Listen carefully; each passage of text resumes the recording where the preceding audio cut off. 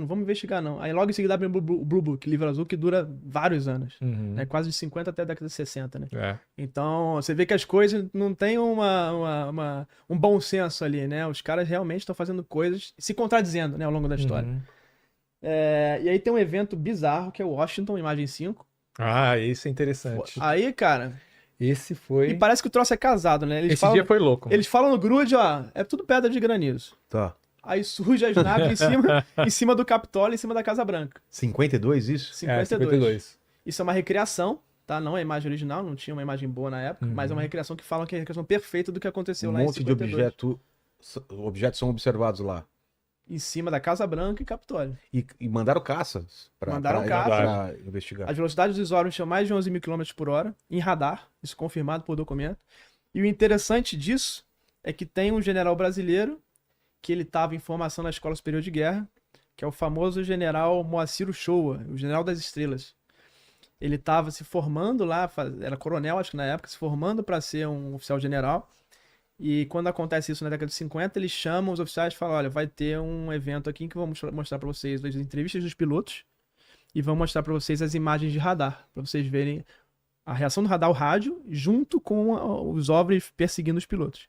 E o que acontece nessa hora? Eles despacham os caças, isso segundo a biografia do general. Eles despacham os caças começam a ser... Os objetos somem. Quando aparecem, tem um anel de objetos, de OVNIs, que eram vários, você viu na imagem da recriação, né? Eles formam um anel em volta dos caças, eram 2 ou 3 caças, e esse anel começa a se fechar com os OVNIs cercando.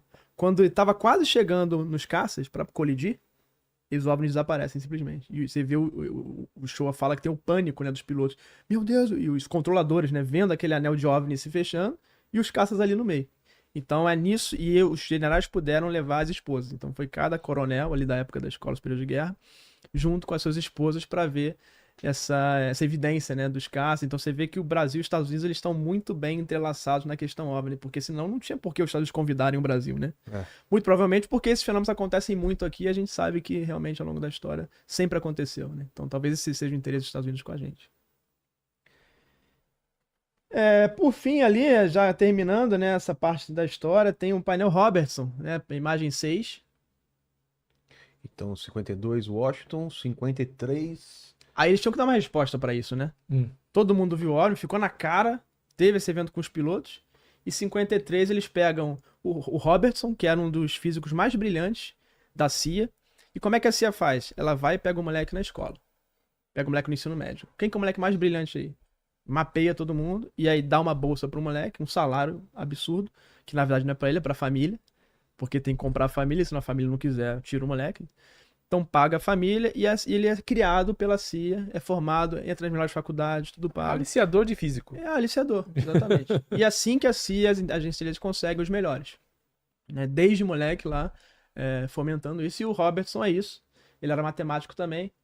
E aí ele faz uma resposta a esse incidente, onde ele fala lá que deve ser realizada uma campanha para reduzir o interesse público em OVNI. Então, minimizando... Aí ele bota uma desculpa, né? Minimizar o risco de congestionamento dos meios de comunicação. Porque, imagina, todo mundo ligando, né? OVNI, tá invadindo aqui o Washington. Porque tava na Guerra Fria, né? Entrando na Guerra Fria, então, com a União Soviética. Então, não poderia ter os meios de... É uma ótima desculpa, né? Claro. Então, é isso que acontece aí com o nosso amigo Robertson lá em 53. Chegou a ver a data do programa de rádio lá? Não, me perdi na hora. Guerra dos Mundos, né? Guerra dos Mundos. Guerra dos Mundos. Orson Welles narrando a Guerra dos Mundos. Aquilo é um experimento social bizarro, Bizarro. né? Uma coisa interessante que teve esse trabalho, né, para que o assunto OVNI caísse em esquecimento entre a população, né? E tem gente que fala que acontecia exatamente o contrário, que os Estados Unidos investia para que essa informação de OVNI entrasse no gosto popular para desviar a atenção, né, de armas que eles estavam construindo, de questões militares que estavam acontecendo na época. Então tem esse contraponto, né? Tem gente que fala, não, eles que estimulam, eles que lançam essas histórias para as pessoas ficarem comentando e não prestarem atenção em outras coisas, né? Eu achei aqui, foi em 38, a dramatização radiofônica da invasão da Terra pelos marcianos em 38 por Orson Welles. Foi tão realista que teria despertado pânico generalizado nos Estados Unidos. A história de histeria coletiva ficou tão estranha, tão entranhada no folclore dos meios de comunicação que passou décadas sem ser contestada. Ele deu uma de Felca, né? Ele começa falando sério uma É. coisa, fica no personagem, e a galera, pô, caramba, né? estamos sendo invadidos ou não, mano? E logo depois vem Russell, né? Imagina a cabeça cara. do povo, né? Cara, tá Nossa. vendo? É verdade. Que timing, né? Que timing o negócio, mano. Mas, enfim, né? Tem essa questão, né? Que tem gente que fala que o próprio Estados Unidos investia, né, nessas histórias, né? Para que cortina de fumaça. Até hoje falam, né, que é cortina de fumaça, né? Que nem teve aquele caso dos OVNIs que foram abatidos em janeiro do ano passado. Sim. Que aí teve um desastre ambiental, acho que em Ohio, nos Estados Unidos. É Ohio, né, que se fala. E foi um monte de lixo químico num rio lá, que tinha peixe, que as pessoas usavam para... Teve um trem que descarrilhou. Isso, exatamente. E foi justamente na mesma época que teve o abatimento desses OVNIs, que os militares chegaram a falar que eram OVNIs e depois voltaram atrás falando que era balão, igual que aconteceu em Roswell. É engraçado que o balão chinês foi o primeiro a aparecer foto, vídeo. Sim. Aí esses outros OVNIs nunca apareceram nada. apareceram. Nunca veio uma imagem. E esses caças têm imagens de 4K ali, de zoom, de rastreamento. Sim, e é possível gravar. Tem até um vídeo, acho que de um avião russo, não sei o que, filmando um outro com uma câmera super potente. Fala, Sim. pô, eles conseguem filmar outro avião com essa qualidade porque não conseguem Exato. filmar os Com OVNIs. certeza eles têm imagem. E aí teve uma resposta ao Robson em 68, que é uma audiência pública. A primeira audiência sobre OVNI no Congresso dos Estados Unidos foi em 68. Onde dois físicos, aí tem a imagem 7 aí.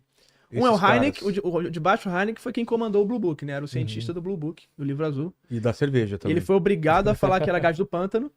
E É? anos depois ele foi obrigado a falar, ele se arrepende, aí ele vai a público nessa audiência para se redimir e falar que realmente. Aí ele fala ali, né, que o Hynek declarou nessa audiência que o governo possui evidências contundentes que nunca foram disponibilizadas. Por quê? Porque no Blue Book tem o Blue Book do povo e o Blue Book sigiloso. As evidências sigilosas.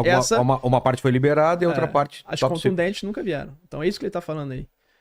Nunca pegaram as evidências contundentes e colocaram para estudo científico sério. Sempre botaram as evidências duvidosas. Uma luzinha lá. Sei. Teve até uma série de televisão, né? Nos anos 80 ou 90, Projeto Blue Book. Sim. Tem uma série até atual. Até atual. Tem atual, mas faz tinha uma streaming. antiga. Tinha uma antiga que eu Tinha uma assisti. antiga também. Acho que é do History, né? Não. Isso, É? acho que era do History. É o Era History tipo- Channel, É. É muito bem Ah, feito. o essa X série. aborda também, É, alguns episódios. Então essa foi a redenção do Hynek, né? Depois de todos aqueles anos na Força Aérea. Ele era cético, e aí ele começou a investigar e começou a ver os fenômenos. Então aí ele vira meio que um cientista e também um lado ufólogo, né? Do Hynek. E aí tem o James McDonald, que é uma história muito trágica. Ele é um dos caras mais brilhantes dos Estados Unidos. E ele investiga e chega à conclusão que é uma coisa sem explicação e que poderia ser extraterrestre. Ele coloca... E aí choca todo mundo, né? É o primeiro cientista de peso, nem o Hynek falava isso, né? Que podem ser extraterrestres. E esse cara sofre uma retaliação imensa, porque isso aí é 68, logo depois do Robertson desmentir tudo. E ele sofre uma pressão tão grande que ele se suicida 3 anos depois. Ele não consegue Caraca, trabalhar em lugar mano. nenhum, ele é afastado da faculdade, ele sofre pressão Por imensa. conta dessa fala. A gente acha que sim, né? Por conta desse ativismo dele em relação a essa hipótese. Que hoje em dia o Aviloeb, que é de Harvard, né, que é um físico também que é pró-alienígenas, por assim dizer, ele fala que o Oumuamua, aquela rocha espacial que atravessou o sistema Sim. solar, poderia ter origem alienígena. É. E ele é motivo de piada na academia. O pessoal fala assim dele sempre como no pejorativo. Total. Sim. Porque, né, é um cara que tem ideias fora da caixa dentro da academia. Uhum. Então esse foi a primeira audiência sobre OVNIs, e aí o assunto teve um hiato. As agências de inteligência venceram. Realmente o assunto virou piada, fizeram vários filmes, né? Ficou na cultura. Foi um boom o de negócio de filme. homenzinho verde, colocaram tá. o homenzinho verde, homenzinho. Então todo mundo que abria a boca pra falar era homenzinho verde. Você tá interessado? Ridicularizado. Então, Tinha uma né? série. né, Aí do acontece o marciano. tabu. Nenhum cientista vai ousar falar de homenzinho verde. Então ninguém fala sobre o assunto. Então um assunto que colocou-se uma barreira, é proibido você falar nisso. E aí em 2017, aí tem a matéria do New York Times, Que bombou, né? Glowing Auras and Black Money, né? Ou seja, o Glowing Auras são as auras brilhantes dos OVNIs, né? É uma alusão ali a esses objetos luminosos. E o Black Money, que são os programas ali que não tem supervisão do Congresso, ninguém aprova aquilo, e o Pentágono tá lá gastando. Então, lembra? Blue Book fala, não precisa pesquisar isso. Não interessa, isso não é nada, tudo gás do pântano. E aí esse programa mostra que os Estados Unidos estavam pesquisando esse troço escondido, com dinheiro negro. Né? Desde os anos 2000, no mínimo. É esse programa que o Luiz Elizondo participava, né? E aí tem esse Luiz Elizondo, que é oficial de inteligência, que participou e foi o chefe desse programa. Ele é revelado nessa matéria. Pode só voltar um... Já vamos ali pro Boaventura, que aparece ele sorrindo aí. E aí, e aí liberam 3 vídeos, né? Tá. O Gimbal, o Go Fast e o Tic Tac. Inclusive aquele da direita ali é um disco voadorzão clássico, né? Sim. E aí ele tá preto assim, porque... E aí eles são malandros, gente. Nunca vão liberar imagem colorida em 4K, eles liberam essa imagem preto e branco, que são as menos contundentes, e tudo imagem térmica, que o povo não entende. Vermelho. O povo não entende imagem térmica. Claro que não.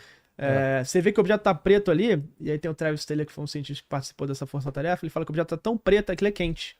O objeto tá muito quente. Uhum. Ele tá tão quente que ele derreteria qualquer liga metálica conhecida pelos humanos em relação àquela imagem ali. Porque pela cor você consegue estimar a temperatura. Entendi.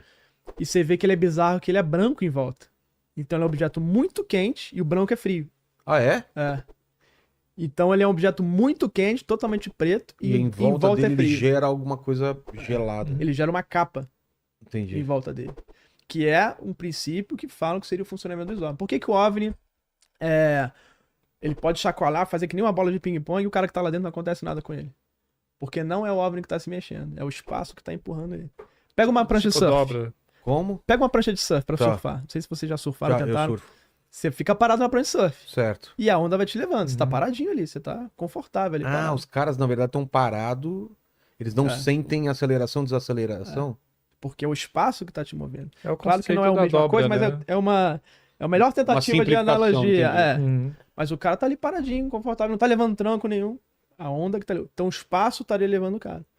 E ele estaria parado. Mas você já viu, você deve conhecer o Mark West, que é um cara que Sim. fica analisando esses vídeos e tal, e ele pegou esse da direita, que é infravermelho, né? E ele pegou vários vídeos em infravermelho, de outras situações, filmando pessoas e tal, e ele falou, então, essa aura branca aqui, no livro do Luiz Ondo, ele fala que essa aura branca seria tipo uma cápsula onde a nave estaria dentro, como se fosse uma bolha de energia. Uma bolha. Exato. Aí ele fez o comparativo, ele pegou vários vídeos e falou, mas aqui nesse vídeo, que é uma pessoa, também a pessoa tá preta porque ela tá quente, né? E em torno dela tá uma coisa branca, que é uma coisa própria do infravermelho. Aí ele fez vários comparativos, né? Isso não explicaria essa aura branca, porque é uma coisa própria Ele do tenta infravermelho. forçar a barra que isso seria um caça. Ser um caça. Tá? Mas você pega imagens de infravermelho de vários caças, o que mais você tem é imagem de infravermelho de caça. Uhum. Nenhum condiz com isso aí. E esse objeto roda. Ele tá no ar É assim. uma rotação própria, E ele né? faz isso aqui no ar.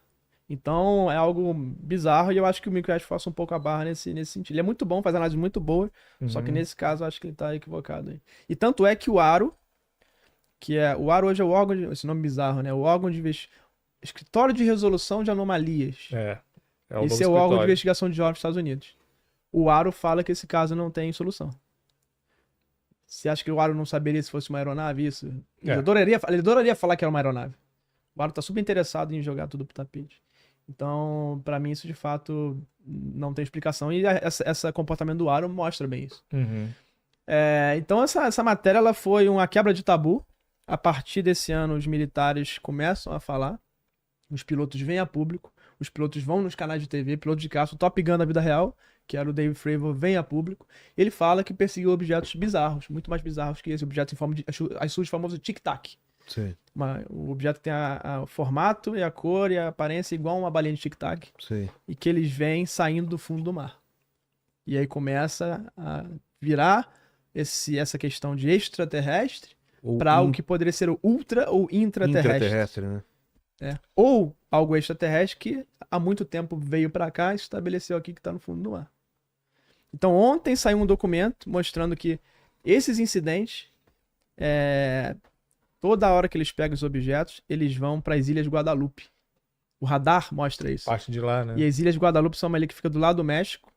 Não tem nada ali, mas eles entram e saem do mar toda hora ali naquela área. Aí você vê, será que tem uma base, alguma coisa ali? A gente começa a cambiar essa visão de extraterrestre para algo que pode estar aqui, o que é muito mais louco, né? Não teve um relato de que o radar pegou um objeto enorme por baixo do oceano, não sei se era nessa mesma região, mas tipo, tinha relato desses objetos tic-tac indo para essa direção e quando eles conseguiram interceptar o local onde eles estavam indo, tinha uma coisa muito maior, só que estava por baixo do mar. Sim, e borbulhava o oceano ainda. Isso, e borbulhava o oceano. E os tic-tacs iam pra dentro do que poderia ser uma base, até uma base móvel, né? Sim, sim. Porque a gente fica pensando muito base, uma caverna, mas pode ser uma nave que tá ali dentro. e que funcionam com a base nova justamente para dificultar que seja descoberto. Então a gente começa a mudar essa questão. E é muito mais louco isso, né? Você pensar que tem uma inteligência aqui, morando aqui, que talvez se estabeleceu aqui há milhões ou milhares de anos, talvez, e tá nos monitorando e tá no oceano e a gente não consegue. A gente conhece muito menos o oceano do que o espaço. Isso é Então, fato. assim, a gente não conhece Isso o é nosso fato. oceano. Então, o melhor esconderijo seria, de fato, no oceano. No espaço tem um monte de telescópio, tem satélites, tem um monte de coisa monitorando, né? Os Estados Unidos têm que monitorar o espaço aéreo para não vir uma tecnologia, um míssil, uma arma de fora e cair Cara, lá. se a gente cair conseguiu lá. monitorar uma pedra que veio de fora do sistema solar, a gente viu ela entrando no sistema solar, saindo, mano, uma pedra, Sim. sabe? A gente conseguiu monitorar isso. Então a gente veria qualquer coisa no espaço, vindo do espaço, Sim. né? E o sonar, que aí já é o radar do oceano, né? Eles pegam esses objetos a 10 vezes a velocidade do melhor submarino dos Estados Unidos. E objetos que estão voando ali a milhares de quilômetros por hora e que entram no oceano e que não causam uma desaceleração. Imagina, pegar um objeto e jogar no mar e não ter uma desaceleração. O que está acontecendo? Aí corrobora essa teoria de que eles usam uma bolha para se locomover. Porque tendo a bolha, você não se afeta com uma montanha, você não se afeta com o oceano, você não se afeta com o ar. Não tem atrito. É um campo de força, é uma coisa que ia proteger ele. Você está dando saltos ali no espaço. Você não está navegando de fato pelo espaço. Então é isso que corrobora. Então aí que acontece a quebra de tabu. Todo mundo começa a falar, começam os agentes de inteligência, começa a Harvard a pesquisar, a NASA depois de anos pesquisa. Eu mesmo, eu trabalho na Petrobras, né? Há muitos anos já, há 12 anos. E eu jamais falaria nesse assunto se não tivesse essa quebra de tabu. Eu jamais estaria aqui falando para você se não tivesse tido essa quebra de tabu, porque de fato, anos atrás, ali anos 2000, até essa reportagem, era tudo coisa de maluco. E eu admiro muito os ufólogos porque eles são realmente os caras corajosos. Eles são os caras que deram a cara a tapa, né, de enfrentar todo esse preconceito ao longo dos anos, né, enfrentar e ter coragem de aparecer, colocar seus empregos em risco. Né, a gente sabe que tem perseguição às vezes que o pessoal fala, de militares e outras coisas. Então, admiro muito o pessoal que teve coragem lá. Hoje é muito fácil falar nesse assunto, né? Tá na moda, né, falar, né? Uma coisa que eu sempre falo é que esses caras têm muito a perder. David Grant, o Luiz Elizondo, porque, por exemplo, ele foi lá naquela... eu esqueci onde ele foi lá, fez o juramento. Foi na Câmara dos Deputados. Isso, e ali ele poderia, se for comprovado que ele estivesse mentindo, ele poderia pagar uma multa absurda por estar falando aquelas coisas.